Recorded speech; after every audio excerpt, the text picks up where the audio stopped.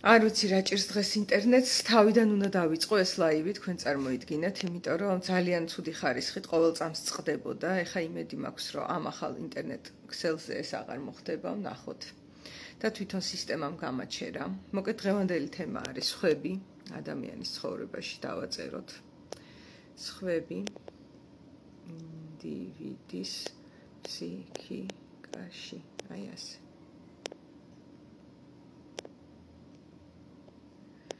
აი ეს არის თემა.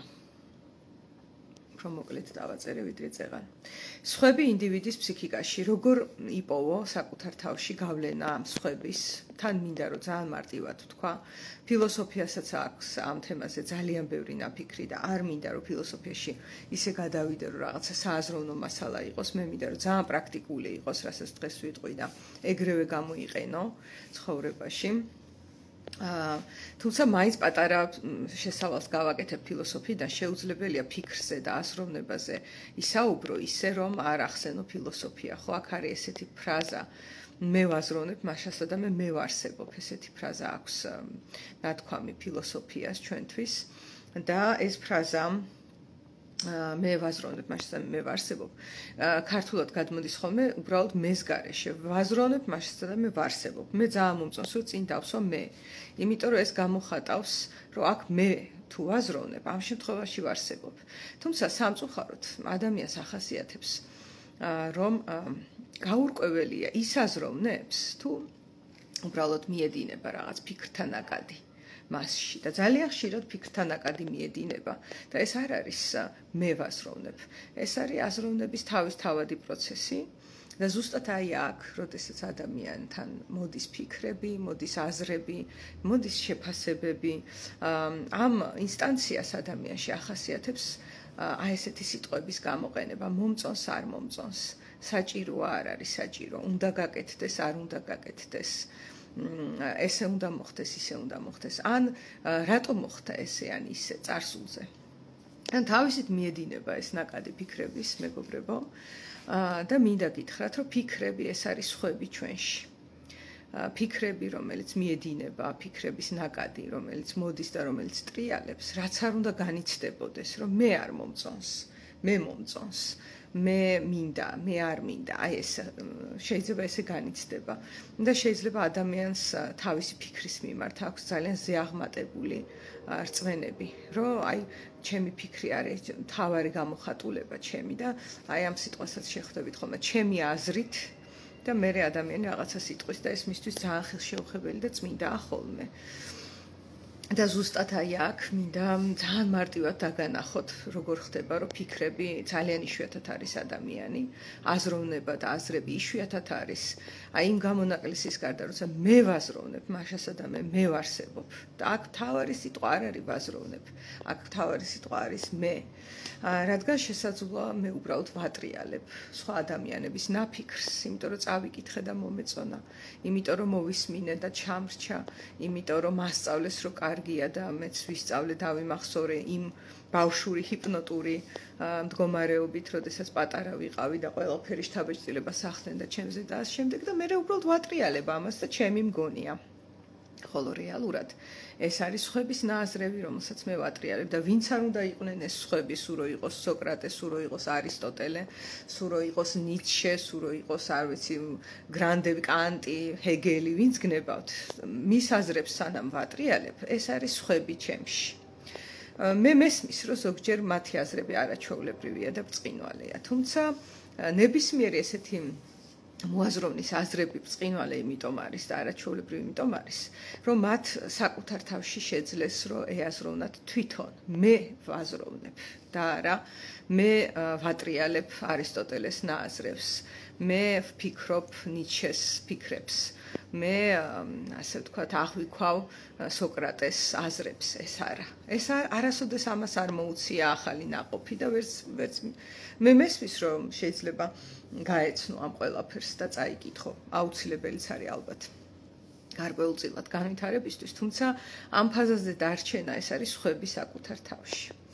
ეხლა ეს არისტოტელე, ნიცშე, გინდაც ბუდიზმი გნებავთ, ეზოთერია გნებავთ, რელიგია, ნებისმიერი აზროვნებათა სისტემა, რომელიც ადამიანში შემოიჭრება, ეს არის სხვები საკუთარ თავში და ეს ყველაფერი სხვები უპირისპირდება ადამიანში ინდივიდის აღმოცენებას, ინდივიდის განვითარებას და ინდივიდის დაბადებას საერთოდაც. და ამიტომაც არის ესეთი ფრაზა, რომ ადამიანი ორჯერ იბადება, ერთხელ იბადება ფიზიკურად, მშობლებისგან და მეორედ იბადება თუ დაიბადა პიროვნულად და ეს ადვილი საქმე არ არის. ეხლა რატომ არის ძალიან მნიშვნელოვანი, რომ ადამიანს ჰქონდეს საკუთარი თავი და საკუთარი აზრები თუ თვითონ იყოს მოკლედ თავის თავში ინდივიდი და არ იყოს მასში შეჭრილი ეს სხვები. იქნება რა პრობლემაა, ხო? ვიქნები ახლა ნიჩეს აზრებით სავსე რა, ცუდი აზრებია? არ არის ცუდი აზრები. ანუ რა ვიცი, ბებია-ჩემის ნასწავლის სისტემით ვიცხოვრებ, რა პრობლემაა, ხო? ერთი შეხედვით ალბათ ესეთი კრიტიკული კითხვის დასმა შეიძლება. მე რა რომ სხვების აზრებია, იქნებ კარგებია. საქმე იმაშია, რომ სხვების აზრები ჩვენში ვინაიდან ჩვენს ავთენტურ მეს, დაბადებულ მეს არ უკავშირდება და სხვის მიერ არის შედგენილი თუ სხვის მიერ არის ნააზრევი, როდესაც ისინი შემოდის, კონფლიქტში მოდის პიროვნებასთან. ანუ საკუთარ თავთან.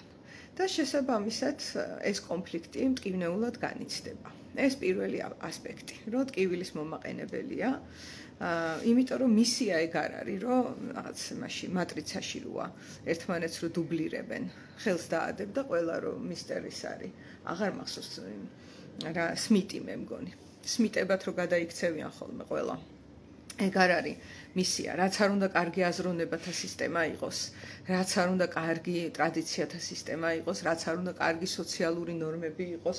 ჩვენ ხო ვიცით, რომ თქვათ ჩრდილოურ ქვეყნებში, ბალტიისპირეთში და ასე შემდეგ არის ძალიან ბევრად უფრო მოწინავე სოციალური ნორმები, ვიდრე ჩვენთან და აზიაში ხო საერთოდ, მაგრამ თუ პიროვნებამ ეს მოწინავე ნორმები მიიღო და თავისად განიცადა, მაინც არ არის ეს ჯანმრთელი და კარგი მდგომარეობა იმ გაგებით, რომ იქ ინდივიდი და პიროვნება აღარ ვითარდება და განვითარების გაჩერება ნიშნავს უკანსვლას, უკანსვლა კი ნიშნავს, რომ თუ დღეს რაიმე კაი იდეოლოგია მაქვს, მე მზად ვარ, რომ მივიღო ცუდი იდეოლოგიაც.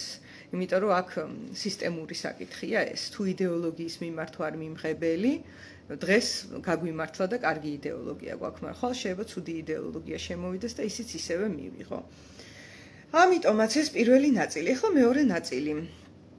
მეცნიერული კვლევებით დადგინდა, რომ ადამიანთა იმ კატეგორიას, ვისაც ახასიათებს ბევრი ფიქრი, ძალიან ბევრი ფიქრი, overthinking-ი, ინგლისურად რო ვთქვათ, ან rumination, ესეც ქვია, ჩატრიალებული ფიქრი და ატრიალებს ადამიანი და ატრიალებს. შეიძლება ერთი და იგივე თემაზე ფიქრს, შეიძლება სხვადასხვა თემებზე ფიქრს, მაგრამ ასე შემდეგ, ხო?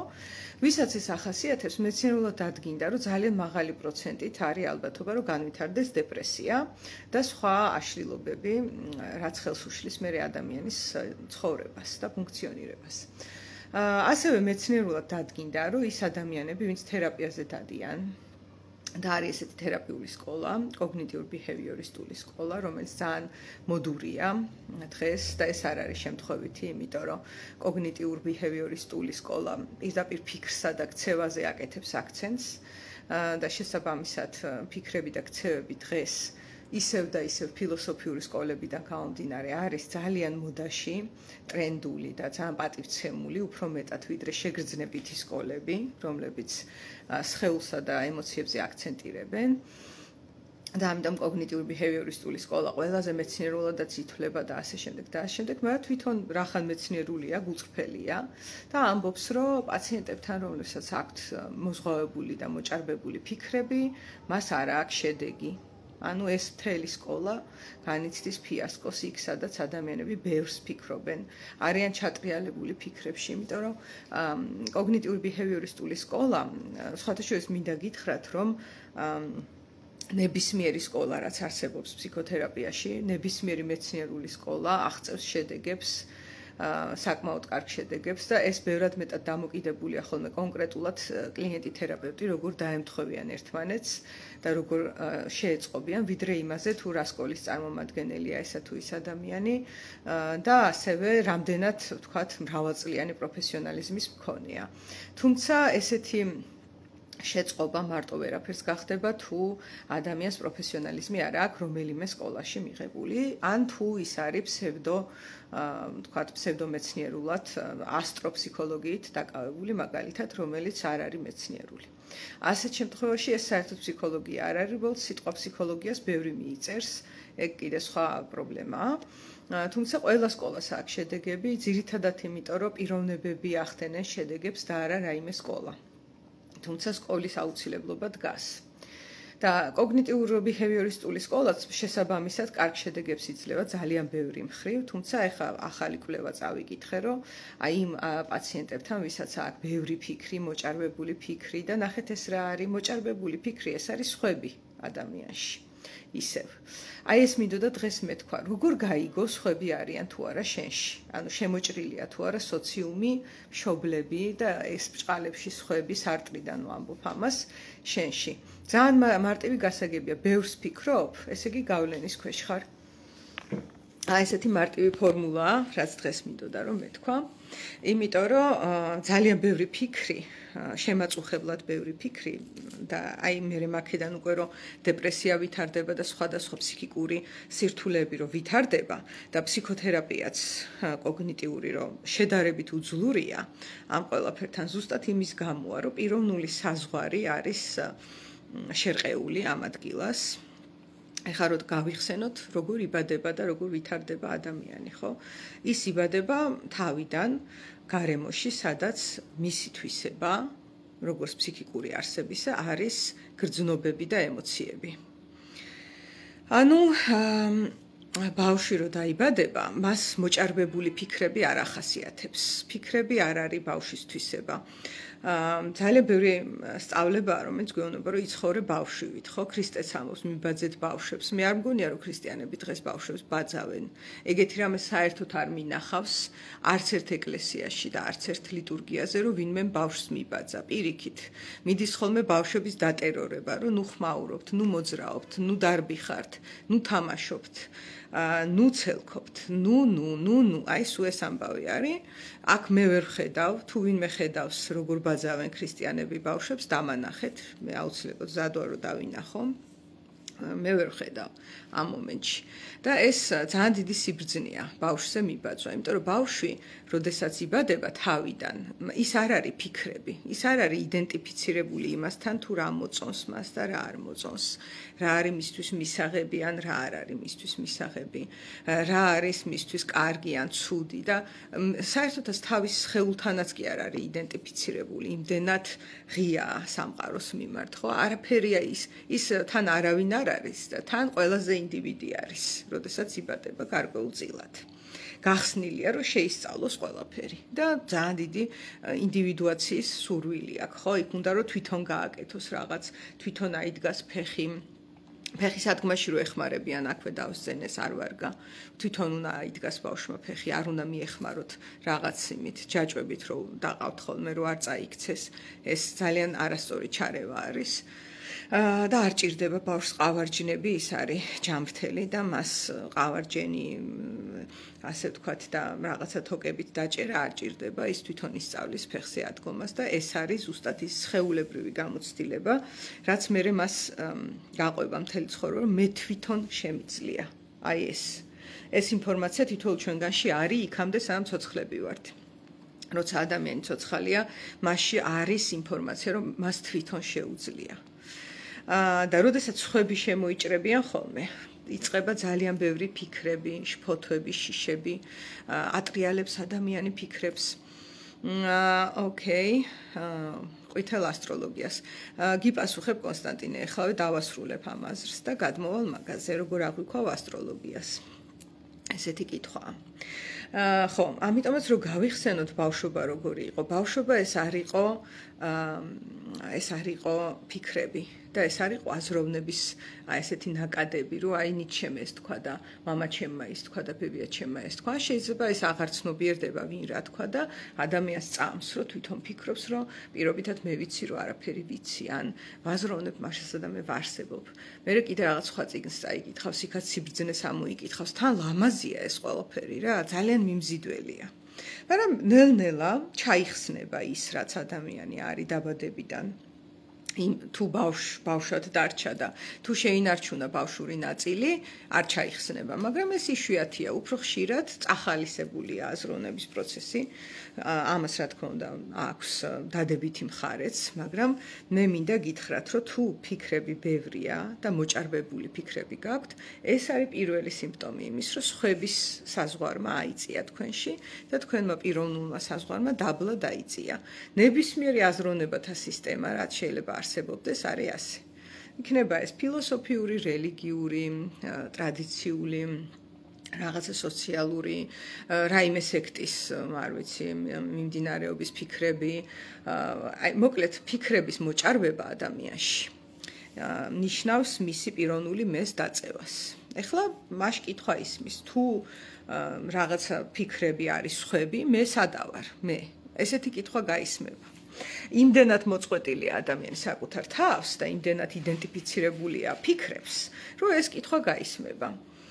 და კითხვა პასუხი ასეთია, როდესაც ადამიანი დაიბადა და ის არ იყო ფიქრებით წალეკილი და აზრებით წალეკილი, რა თქმა უნდა, მაშინათვე დაუწყეს მას სწავლება და აღზრდა და მოახვიეს თავს უამრავი ფიქრი და საჭიროც, არასაჭიროც, რაღაცები საჭიროა, რომ ბავშვს სწრაფი ტემპით ასწავლო. კი, მესმის, რაღაცები ძალიან საჭიროა, თუმცა საჭიროა, არასაჭიროა, სასარგებლოა თუ პირიქით მომწამლველია მისთვის, დაიტვირთა ბავშვი ძალიან ბევრი აზრებით, რომელიც იყო სხვების და შეისრუტა ესენი და ეხლა მან შეიგრძნო თითქოს ეს მისი აზრებია და ატრიალებს და ატრიალებს. თუ ეს აზრები არ არის, მაშ როგორ იპოვოს ადამიანმა საკუთარი ინდივიდუალური მესხმა? ამის პასუხიც ისევ ბავშვობაში მოჩანს. ბავშვობაში ადამიანი მოჭიდებული იყო აქ დაამშამად, აი ამ წამს მიმდინარე მის შინაგან და გარეგან მოვლენებს. შინაგანი მოვლენები რა არის? ის ძალიან მარტივი ფიზიკური მოვლენები და ფიზიოლოგიური, რაც აღწერე, მცივა, მცხელა, მშია, მწყურია, არ ვიცი, სიარულის მოთხოვნილება მაქვს თუ წოლის, ჩემი სხეული როგორ გრძნობს თავს მოკლედ, როგორ განვიცდი ჩემს თავს.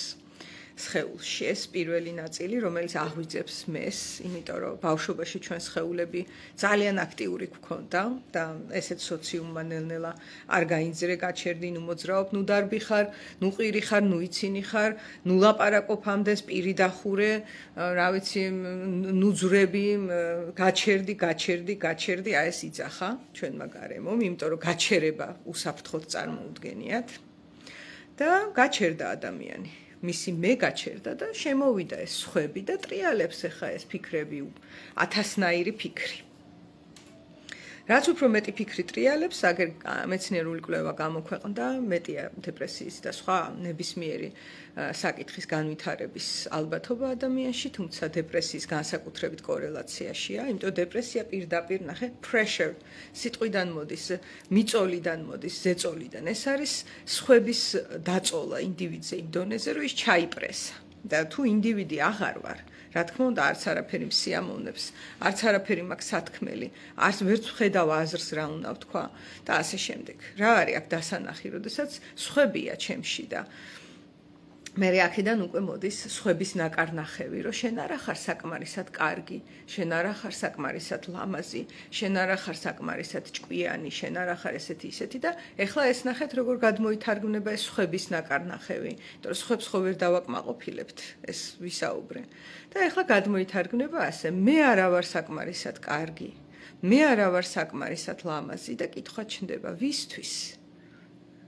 ვისთვის? კარგი, სხვებისთვის. და ეს ძალიან დიდი ზეწოლა არის და მე შეიძლება თუ კიდე უფრო გაღრმავდა ეს ფიქრების პროცესი, რომელიც ძალიან დამღლელია სხვათა შორის და ასევე მტკივნეული, იმიტომ რომ ჩვენ ხო ვთქვით, მოგრძო ტვინი ვერ აღიქვავს, ფიქრია ეს თუ რეალობაში ხდება.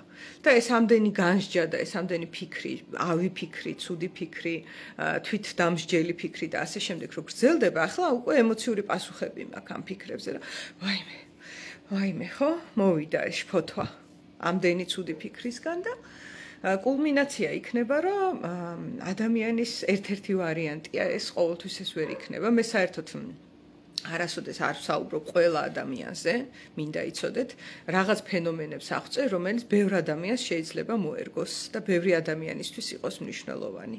მაგრამ ისეთ რაღაცებს არ ვამბობ, რაც ყველაზე გადავრცელდება, ეგ შეუძლებელია. ზოგიერთ შემთხვევაში ადამიანი მივა თვით განადგურების და თვით დესტრუქციის ფიქრებამდეც. იმიტომ რომ სხვები ეუბნებიან, რომ არ ხარ საკმარისი, არ ხარ საჭირო, არ ხარ ლამაზი, არ ხარ ეს, მე ეს პირველ პირში გადაითარგმნება, რომ მე არ ვარ ესეთი და ისეთი, როგორიც უნდა ვიყო სხვებისთვის, ოღონდ ეს არ ცნობიერდება ხოლმე და მაშასადამე რა არის ესე იგი, თუ მე არ ვარ საჭირო და არ ვარ კარგი და ვაფშე ცუდი თუ ვარ, მე მოდის ფიქრი უკვე, რომ იქნებ არ უნდა ვიცოცხლო, იქნებ სიკვდილია უკეთესი. თან ახლა იმ ფონზე რომ ამდენი საშინელი ფიქრი რო ვიფიქრე, საშინლად ემოციურად დავისტრესე, ხო? წარმოიდგინეთ ადამიანი რო ზის და მთელი დღე ფიქრობს, რომ ცუდია. ის რა ემოციებში იქნება და ეხლა ესეთი განცდა რომ ესეთი ტანჯვა ესე ვიცხოვრო და მოვა ფიქრი რომ ესეც სხვების შემოჭრის ძალიან მაღალი დოზის შედეგად რომ იქნება სიკვდილი ჯობია ასეთ ცხოვრებას. და ამ დროს სიკვდილი განიცდება როგორც გათავისუფლება და ვისგან გათავისუფლება ეს არის საკითხი. ხანდახან განიცდება ხოლმე ესე აღიქმება გაუცნობიერებლად რომ საკუთარი თავისგან, თუმცა ესეც სხვებია. ეს არის ადამიანის განწირული გათავისუფლების ცდელობა სხვების ზეწოლისგან. იმიტომ რომ როდესაც ადამიანი საკუთარი თავია და ინდივიდია და საკუთარი თავის საზღვარი არის მაღალი სხვებთან შედარებით, იმიტომ რომ სხვების ბოლომდე განდევნა და მოშორება და ეს შეუძლებელია, იმას თავისი ადგილი უჭირავს ფსიქიკაში, აქ მნიშვნელობა აქვს დოზას. იმ დოზის შემცირება შესაძლებელია, რა დოზაც წამლავს ადამიანს, მაგრამ სრული აღმოფხვრა სხვების გავლენისა ეს მთელი ცხოვრების გზა არის ალბათ, რაზეც ადამიანი თუ მიდის, კარგად გრძნობს თავს. ხო და თუ ეს სხვების გავლენა ასეთი მაღალია და ესე შევიწროებულია ადამიანი, ეს არის გათავისუფლების, გამოღწევის, ასე ვთქვათ, სასოწარკვეთილი ფიქრი, რომ აი როგორ დავაღწიო ამ ყველაფერს თავი. და რეალურად თუ ადამიანი თავისკენ არის და არის ინდივიდი, არ ვარ საკმარისი? ვისთვის არ ვარ საკმარისი? იმ ვიღაცებისთვის არ ვარ საკმარისი? თავში გვაუხლიათ. მე ვარ. ნახეთ, ეს ფრაზაც მოდის გურჯიევისგან და ფილოსოფიისგან. ნახეთ, როგორ არის ფსიქოლოგიაში ასე რომ მე ვარ ოკეი, ამას სწავლობს ადამიანი. მე ვარ good enough, საკმარისად კარგი. მე ვარ მისაღები და კარგი, ამას სწავლობს და დაცულ გარემოში ადამიანები ერთმანეთს აი ამ პოზიტიური მზერით უყურებენ, რომ შენ კარგი ხარ. ნახე, ასწავლიან. იმიტომ რომ ეს მერე გადმოთარგმნეს და იტყვის მე ვარ კარგი.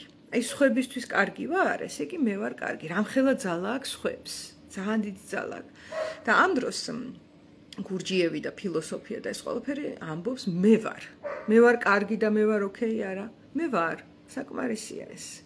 არ ჭირდება კარგი ვარ, ცუდი ვარ, ვიღაცისთვის ლამაზი ვარ თუ ვიღაცისთვის უშნო ვარ, ვიღაცისთვის მისაღები ვარ თუ მიუღებელი ვარ. თავარი აქ, როდესაც ინდივიდი არსებობს, არის რომ მე ვარ.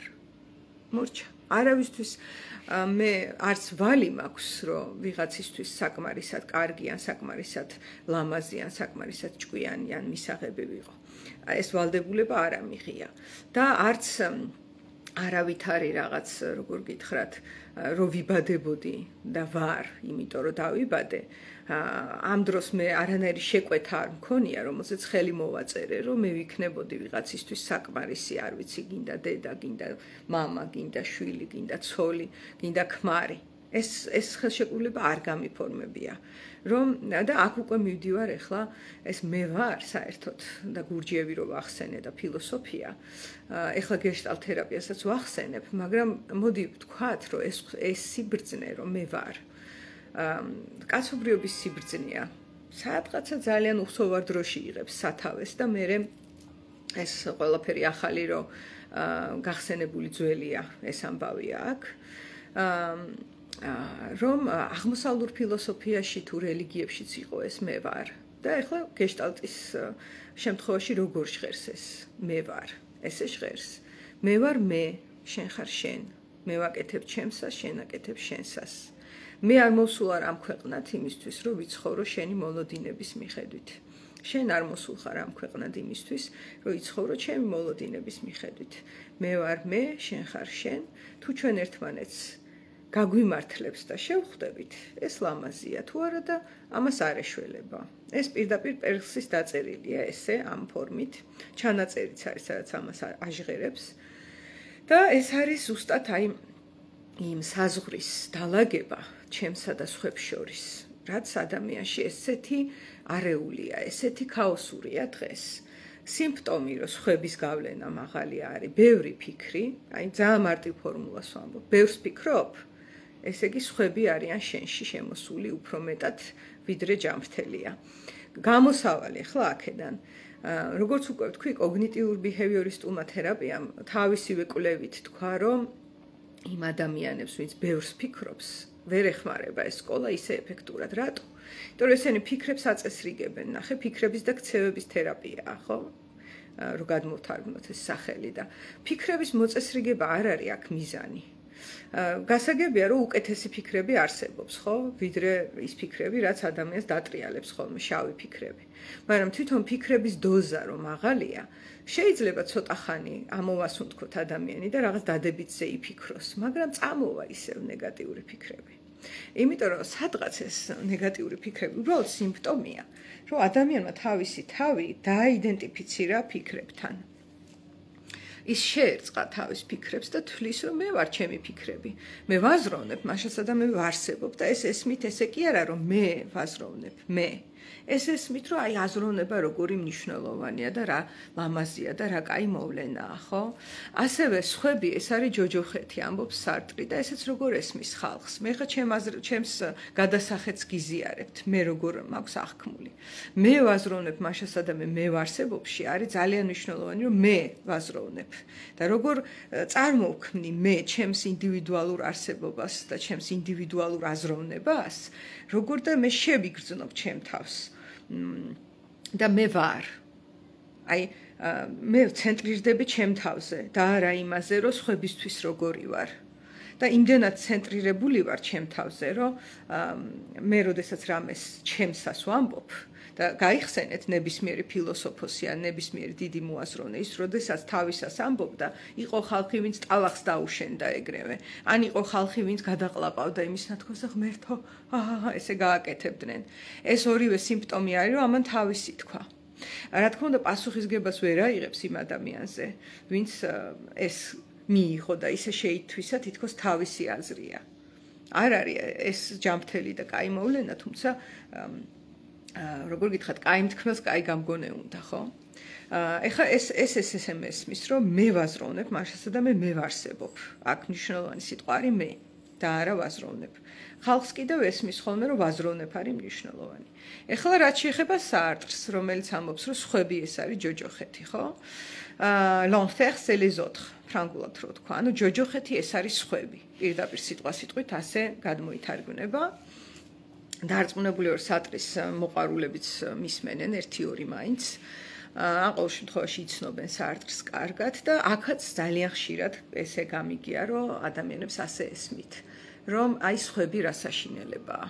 ნახე, სხვა ადამიანები, მათთან კომუნიკაცია, ეს როგორი შემაწუხებელია, ესე იგი სარტრი არის აქ გამოდის, რომ არის პესიმისტი, რომ მას არ წამს ადამიანების, რომ ჯოჯოხეთს ხედავს სხვა ადამიანებში და ასე შემდეგ და ასე შემდეგ. მე კიდე როგორ ხედავ ამ ფრაზას გეტყვით, ჩემი გამოცდილებით და ახლანდელი მსოფლმხედველობით, რაც აქტიური თვითდაკვირვების და გარემოზე დაკვირვების შედეგია. სხვები ანუ ჯოჯოხეთი ეს არის სხვები ნიშნავს იმას, რომ ადამიანი ჯოჯოხეთში შეიგრძნობს თავს, როდესაც მასში სხვები დომინირებენ. ნაცვლად საკუთარი თავისა, იმიტომ მე თუ არ ვარსებობ და მე არ ვარსებობ თუ მე შერწყმული ვარ ჩემ ფიქრებს. მე თუ ჩემს ხეულს აღარ განვიცდი, მე თუ იმ ბავშვურ იმპულსებს არ განვიცდი, რომელთაც დავიბადე. ჯერ ის ვიყავი. მე დავიწყე აზროვნება და ფიქრი, მე მესმის რომ განვითარების ფაზაა, მაგრამ განვითარების ფაზა არ ნიშნავს იმას, რომ ხე რო ფესვებიდან ამოიზარდა და ზევით რო ავიდა და ლამაზი ტოტები რო გაშალა, არ ნიშნავს, რომ ესე გადავჭრათ და დავტოვოთ ზედა ნაწილი, ის ხომ მოკვდება. ზედა ნაწილი ესე რომ გადაჭრა, გავიგე რომ ზევით არის ნაყოფი და ფოთლები, მაგრამ ფესვების გარეშე ის ხე აღარ არის, ის მოკვდა. და აი ესეთი სიკვდილის განცდა აქ ადამიანს, რომ როდესაც მას ფესვებს წყვეტენ და ეს ფესვები არის სხეული, ემოციები, ინსტინქტები, განცდე, მადა, ბატონო ჩემო. ისევ სოკრატეს გავიხსენებ ახლა, რომ ის ამბობდა, რომ ცოცხალ ორგანიზმს აქვს ორი გადამწყვეტი თვისება, რაც ნიშნავს, რომ ცოცხალია. ეს არის მოძრაობა და ეს არის მადა. ანუ თუ ცოცხალია ორგანიზმი, ის მოძრაობს და მას აქვს მადა. ეს რა არის მადა, ხო? არც ვიცით სხვათა შორის იცი, ეხა სხეულებრივად ხო გამოგვიცდია მადა ყველას, რა, მომშივდა, მომწყურდა, მომინდა რაღაცა და აი წამოვიდა ეს. ანუ ცოცხალი ვარ, ხო? მაგრამ აბა აღწერეთ, დეფინიცია გაუკეთეთ, რა არის მადა. ძალიან რთულია დეფინიციის გაკეთება. აი საერთოდ საიდან მოდის ეს მადა? ეს გავიგე რომ ინსტინქტი ქვია. ყველაფერზე შეიძლება სახელების დარქმევა, მაგრამ ეს სახელი ხო ფენომენს ვერ აღწერს. ვერ ხსნის ფენომენს, მაგრამ ფაქტია, სიცოცხლის თვისება ეს არის და მე თუ ეხლა ფიქრებში ისე ვარ შერწყმული, რომ მადა გამიქრა ჭალებში, მადა გადაავრცელეთ ეხა სურვილები, იმპულსები, მოთხოვნილებები, ენერგია, ბატონო ჩემო, ესეც შედის მადაში, ენერგია მეძლევა, რომ მოვიპოვო ის, რაც მინდა და ჩავკბიჩო თუ არ ვიცი, დავღეჭო და ასე შემდეგ. ეს გამიქრა, ხო? აი დეპრესია. მადას ვეღარ გწნობ, ან თან ცოცხალი ვარ თითქოს, იმიტომ რომ აი რაღაც ელემენტარული შეიძლება რაღაცა ისეთი შეჭამოს კლინიკური დეპრესიის დროს ადამიანმა, რომ არ კვდება და всё. ეს არის მინიმალური მადა, აი ბჟუტავს სიცოცხლე, თორე სხვათა შორის მძიმე ფორმის დეპრესიებზეც მინახია კვლევები და არის შემთხვევები, რომ აღარ ჭამს ადამიანი. არც სვავს, არც ჭამს. ნახეთ რა მოხდა, მადა გაქრა საერთოდ. როგორ გაქრა მადა?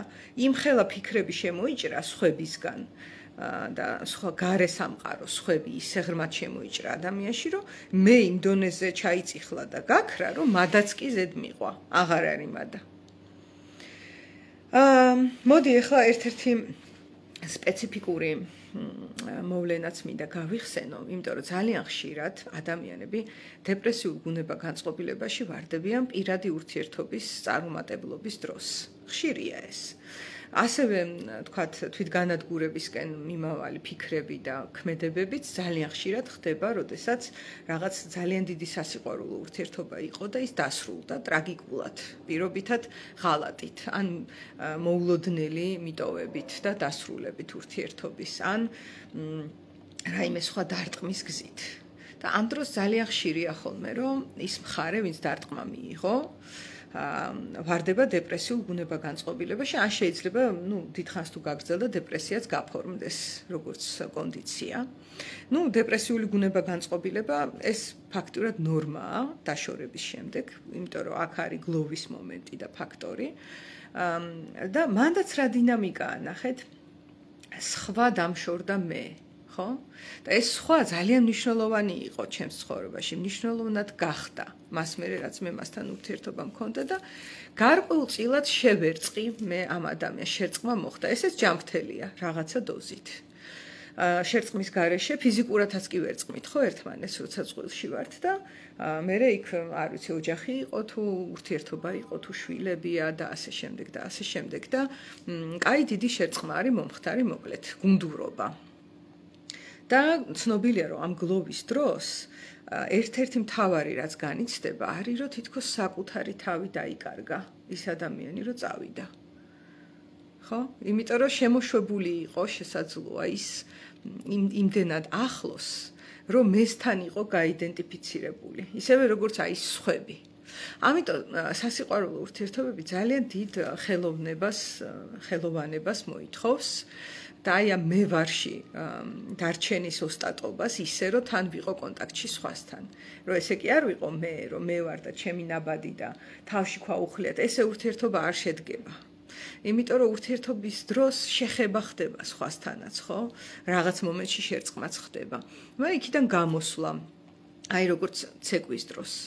ერთად რო ცეკვავს ორი ადამიანი და კი შერწყმულები როგორ არ არიან რიტმულად მოძრაობებიც ერწყმის ერთმანეთს, შთაგონება ერწყმის. მე თუ დიდხანს არიან ნავარჯიშევი, სხეულით გრძნობენ პირდაპირ ერთმანეთს, ვინ როგორ გამოძრავდება ხო ცეკვის დროს და მიყვებიან ამ ყველაფერს იდეალურად, რომ უყურებ, გიჟდები, როგორ თითქოს ერთი სხეული ცეკვავს წყვილში, ისე ცეკვავენ ხოლმე.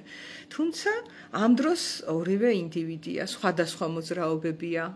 იქ ქალის პარტია, კაცის პარტია, შეიძლება ერთ-ერთი გაჩერდება რაღაც მომენტში და უყურებს მეორე როგორც ეყვავს, მერე ის გაჩერდება და ეს. ანუ როლები არის გამოცალკევებული, არის ინდივიდუალური, დარჩენილი. აი ეს არის ძალიან კარგი აღწერა ურთიერთობების, როგორც წყვილის, ისე სხვა ურთიერთობების და ასევე მესა და სხვებს შორის ურთიერთობის, რომ კი სხვებს აქვს ადგილი ჩემს ცხოვრებაში. თუმცა საერთოდ ახლა გეშტალტ თერაპია როგორ წარმოიქმნა, რაზე არის რეაქცია და პროტესტი. ჩვენ ვიცით, რომ საკმაოდ პროტესტანტულია თავის ძირში გეშტალტ თერაპია. დღეს ისე ძალიან აღარ, იმიტომ რომ უკვე ამასობაში დრო გავიდა და settle down არ ვიცი ქართულად როგორ თქვა. დაალაგდა რაღაცა საკითხები და დაწყნარდა, ასე ვთქვათ, და ეხლა უკვე უფრო მეტად არის და ღმერთო რანაირად არის ტერმინები ცუდად გადმოდის ძალიან ქართულად, ახლა უნდა ვთქვა დამიწებულიო და დამიწება არაფერ შუაში აქვს. ანუ ეს არის კავშირი აღდგენილია მიწასთან უკვე, კარგი კავშირი აქვს ამ თერაპიულ სკოლას, ანუ მყარად დგას მიწაზე და აქ უკვე რეაქციულობა ნაკლებია, მაგრამ თავიდან გეშტალტ თერაპიაზე აი პირდაპირ ხუმრობა და ღადაობა მიდიოდა ხოლმე, რომ აი გეშტალტ თერაპიულ საზოგადოებაში გამარჯობას რო იტყვიო, უკვე ესე გიყურებენო რა, რომ აი რის გამო ამბობ ამას, გულწრფელად ამბობ, რომ გამარჯობა თქვი. ავთენტურია ეს შენი მოსალმება თუ სხვებმა გასწავლეს, რომ გამარჯობა უნდა გეთქვა. არის ამაში სიმართლე კი, თუმცა ეს ახლა არის ძალიან ესეთი რადიკალური გულწრფელობა. ძალიან რადიკალურია, რომ მე 24/7-ზე ვეცადო და მხოლოდ ის თქვა, რაც გულწრფელად მინდოდა მე თქვა და არასდროს არ თქვა, რომ გამარჯობა როგორ ხარ, კარგად შენ, იმიტომ რომ ეს ფეიკია, ჩვენ ყველამ ვიცით. და ან დასაწყისში გეშტალტში ეს ძალიან მკაცრად აღიქმებოდა, მოკლედ და დაიცავდნენ ხოლმე ამ საზღვარს ძალიან მკაცრად, იმიტომ რომ ეს იყო რეაქცია იმ საშინელ ფეიკ გარემოცვაზე და სოციუმზე. ზუსტად იმავე პერიოდში სხვათა შორის როცა სარტმა თქვა, რომ ჯოჯოხეთი ეს სხვებიაო, ხო? ანუ ძალიან შემაწუხებელი იყო უკვე ეს სოციალური ნორმები და ეს სოციალური გაღიმების პრაქტიკა და რომ უნდა მოერგო და შეერწყა და უნდა იყოს დილობიანი და ესეთი უნდა იყო, ისეთი უნდა იყო და საერთოდ ადამიანზე მაღლა დღემდე არის ესეთი კულტურები, რაღაცა წიგნებით განან თურმე. მაგალითად მუსულმანურ სამყაროში გამიგია და თუ არასწორად ვიცი ბოდიშს ვიხდი, მაგრამ ასე მსმენია, რომ შეიძლება იყოს რაღაცა საომარი ვითარება, შეიჭრა ვიღაცის სახლში, დახოცო ეს ხალხი, მაგრამ მათი სალოცავი კუთხე არ უნდა შეურაცხყო, ყურანი არ უნდა გაანადგურო. თორე ალაჰი დაგსჯის, გაიგე? ესე იგი რა გამოვიდა, რომ მე მივედი იქ ცოცხალი ადამიანები დავხოცე და თუ მორწმუნე ვარ, რა ვიცი, ეს ალაჰმა არ შექმნა ეს ხალხი და მე ამ ხალხის მიერ რაღაც დაბეჭდილი წიგნი, რომელშიც ალაჰია ნახსენები, ის თურმე არ უნდა შეურაცხყო, გაიგე? დაწყნარდა დაეშვა, კი ბატონო. ეგ არის. ხო, ეს ძალიან ორმაგი სტანდარტია და ეს იყო ყელში ამოსული და ამიტომაც პერლსმა და გეშტალტ თერაპიამ დაიწყეს დაჯახება პირდაპირ თავიანთი ავთენტობის. აი მიატაკებდნენ ხოლმე, მაგალითად არის ჩანაწერი იმაში რა YouTube-ზე, როდეს პირველად რომ ნახე ეგ ჩანაწერი სხვათა შორის ისე გავბრაზდი, რომ მინდოდა რომ აი იქ ეკრანში შევსულიყავი და პერლსი ადგილზე მიმეხრჩო. აი ესეთი განცდა მქონდა, იმიტომ რომ არის ადამიანი, ვისაც ესაუბრება და ეს ადამიანი იღიმება რა, ესეა. ხო და ესეუბნება, რომ ეგ ნიღაბი რატო გიკეთიაო? აი პირდაპირ. აი ესე მიაჯახა. და ისეუბნება, შენ არ გინდაო რომ მე ბედნიერი ვიყო? ანუ ღიმილზე შენიშვნას მაძლევო? ის გაბრაზდა ის ადამიანი, ნახეთ. და ესეუბნება, რომ შენ მე ხა თავს დამესხიო. ესეა. მაგრამ ეს პირველად რომ ნახე ამ ჩემს დილობიან და სხვებზე მორგებულ სამყაროსთვის ეს იყო ძალიან დიდი თავდასხმითი თუ თავხედური თუ არც ვიცი რა დავარქვა და მეთქი ეს კაცი რასაკეთებს, სად აღმოჩნდი საერთოდ რა? სანამ გემოს გაუგებდი რასაკეთებდა და ეხლა მინდა გითხრათ ახალი გადასახედი რა მაქვს ამ საკითხზე. თავიდან მქონდა ეს რომ პელსმა ფაქტიურად ამ ადამიანს როგორ უხეშად შეეხო, ხო? ის იღიმებოდა და ამან უთხრა რომ ნიღაბი მოიხსენი. აი ესე. და იმან უთხრა რომ რა არ გინდა რომ ბედნიერი ვიყო, თავი დაიცვა და ამან უთხრა რომ ეხლა თავს მესხმისო ეს. პირდაპირ გააჟღერა. და დაიძაბა ყველაფერი ჰაერში რა.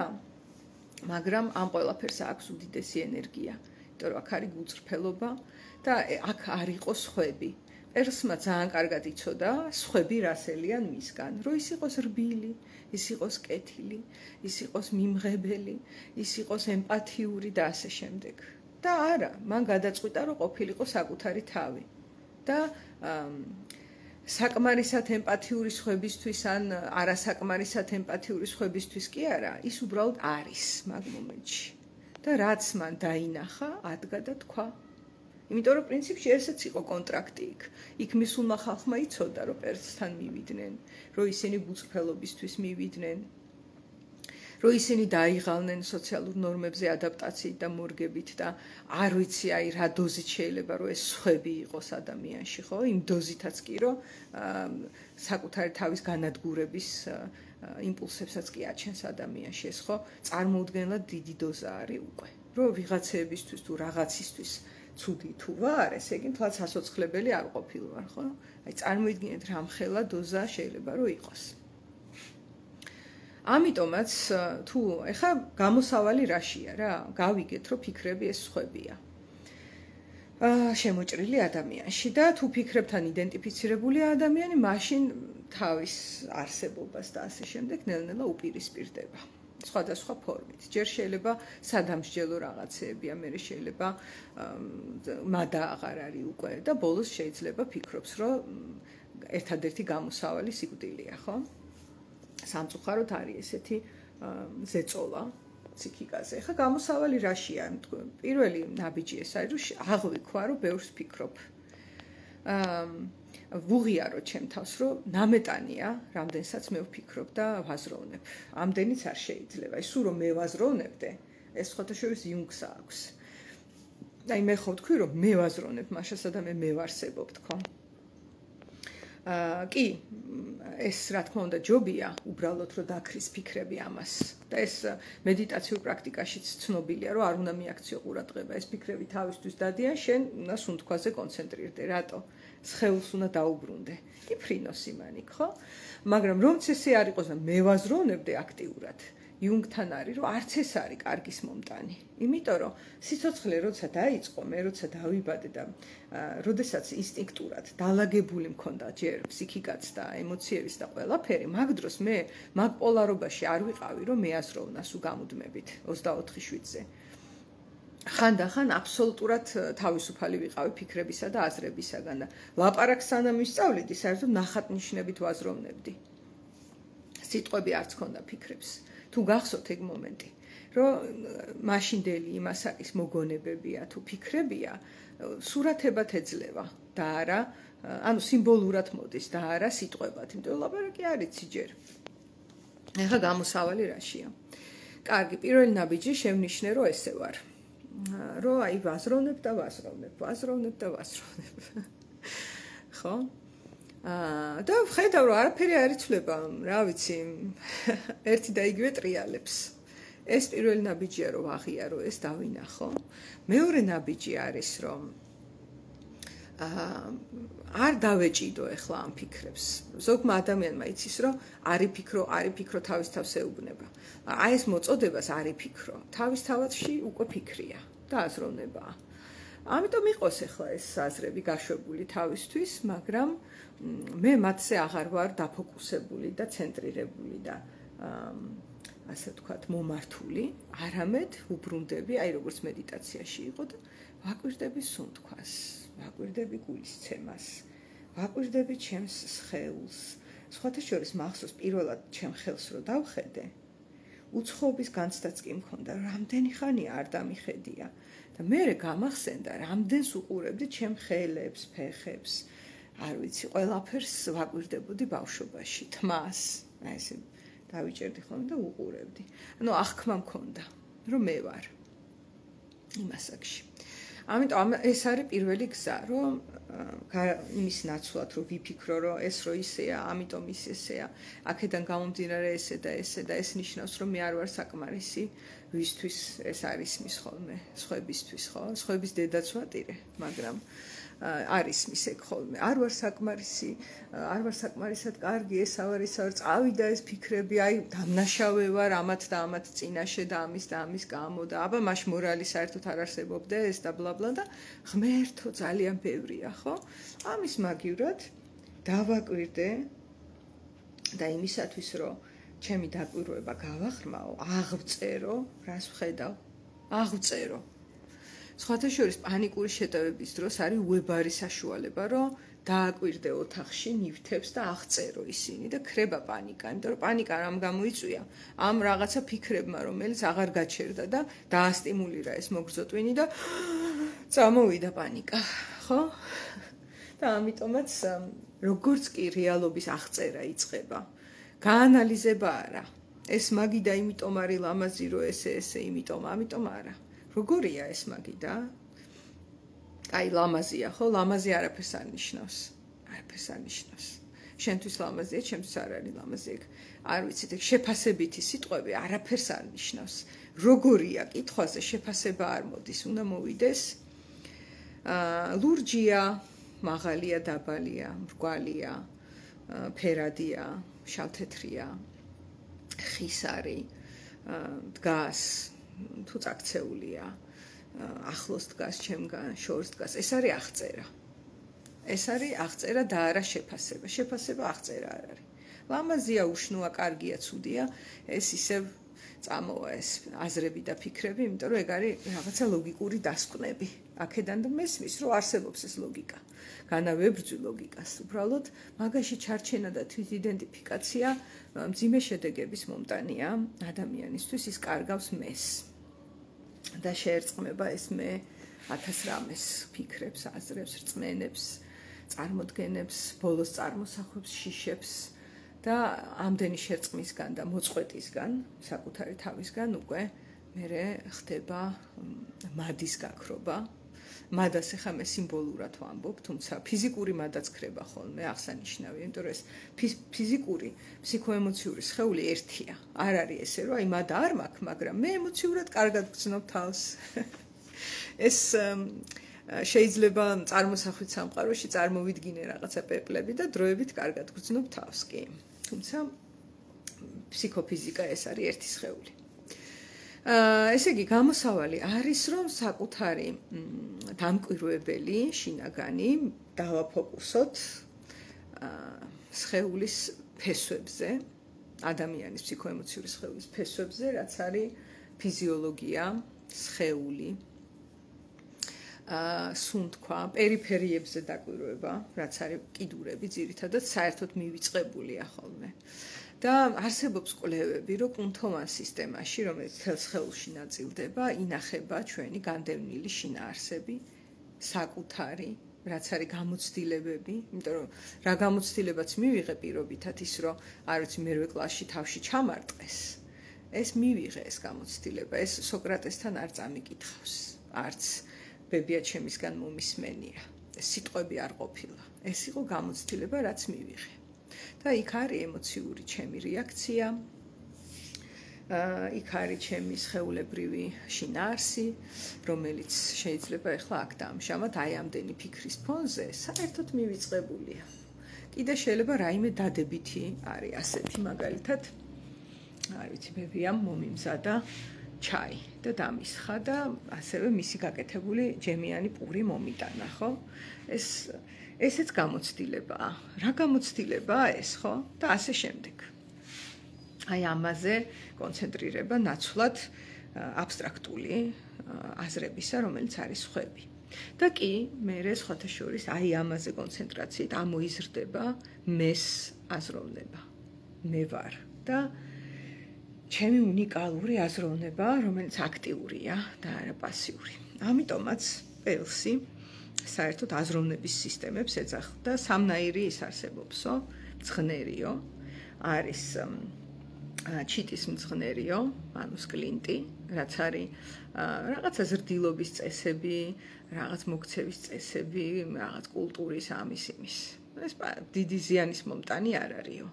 არსებობს მერე bullshit, ანუ რწმენა წარმოდგენები, რომელიც არის ძროხის მძღნერი თუ არ ვიცი, ხარის მძღნერი, ინგლისურად ესეა, იმიტომ რომ ეს რწმენა წარმოდგენები გვაშორებს ცხად აღქმას საკუთარი თავისას, იმიტომ რომ არ ვიცი, მე უნდა ვიღიმებოდი, ან მე უნდა ესე ვიყო, ვიცხოვრო, ისე უნდა ვიცხოვრო, ასე უნდა ვისვენებდე კანარის კუნძულებზე, უნდა რაღაცებს ვაკეთებდე, არ ვიცი. ეს შემოსულია და კიდევ უფრო დიდი არის elephant shit, რასაც ეძახდა, ანუ სპილოს მძღნერი, ეს უკვე არის ძალიან დიდი და ლამაზი ფილოსოფიური თუ სხვა სკოლები, რელიგიური, გაფორმებული აზროვნებათა სისტემით, რომელიც ელოდება, რომ მიხვიდე და შეერწყა ამ აზრებს და ეგრე იცხოვრო. და აღმოსავლეთში კიდე ამ ყველაფერს მაიას ეძახდნენ.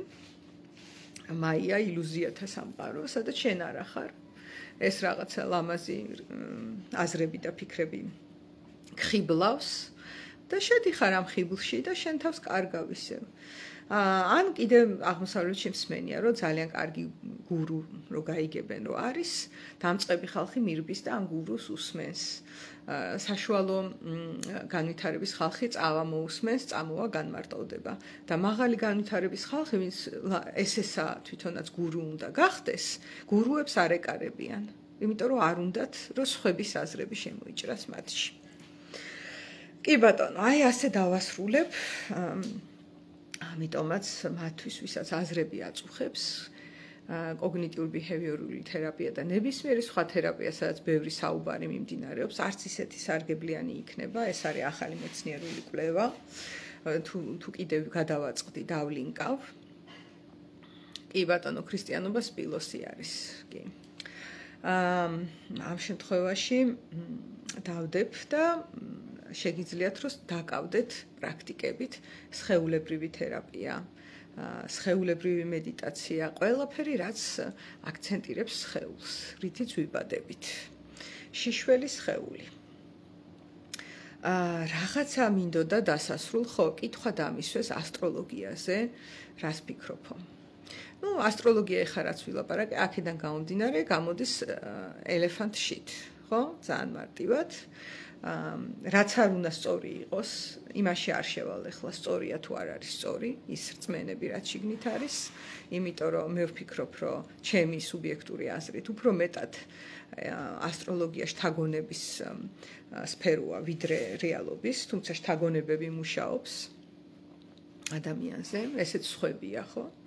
ამიტომაც კი, რაღაც შედეგები არის ხოლმე, იმიტომ რომ შთაგონებით მუშაობს, მაგრამ კი ესეც არის elephant shit. ხანდახან ოკეია, რომ ადამიანმა იაზროვნოს და იფიქროს, თუნდაც სხვისი აზრები, არაუშავს, წეღანას თქვი, რომ ამის ბოლომდე ამოშლა შეუძლებელია, უბრალოდ დასაცავია დოზა და თუ ფიქრობ, რომ მაღალი დოზა გაქვს, მოდი ისეთ თერაპიაზე, სადაც სხეულს დიდი ყურადღება ექცევა. ესეთები არის სხეულზე ცენტრირებული თერაპია, გეშტალტ თერაპია, მედიტაცია, სადაც სხეული მნიშვნელოვანია. შეიძლება იყოს კიდევ სპორტული აქტივობები, სადაც ასევე ტარდება mindfulness-ი, ეგრეთ წოდებული, ანუ გაცნობიერების პრაქტიკები. აბა დროებით, ლამაზ დღეს გისურვებთ.